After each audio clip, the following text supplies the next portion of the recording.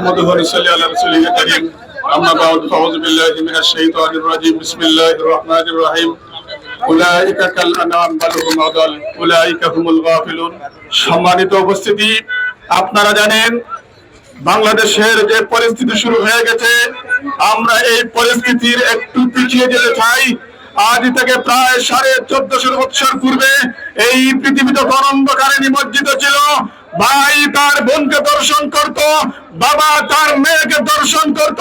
সেই অন্ধকারকে দূরীভূত করার জন্য রব্বুল ইজ্জত তার হাবিব মুহাম্মদ রাসূলুল্লাহ সাল্লাল্লাহু আলাইহি সাল্লামকে এই দুনিয়ার জমিনে প্রেরণ করেছিলেন, যার আগমনে এই দুনিয়া আলোয় আলোকিত হয়েছিল, ইসলামে নূরে নূরান্বিত হয়েছিল। এই পৃথিবীতে যারা দর্শন লুটপাট করেছিল তাদেরকে বিলুপ্ত করা হয়েছে। আজ 1450 বছর যারা সেই অপহরণ দর্শনের কাজে লিপ্ত হচ্ছে, আমরা স্পষ্ট বলে দিতে চাই ওরা কারা, ওরা কোনো তৃপ্ত পরিচয় নেই।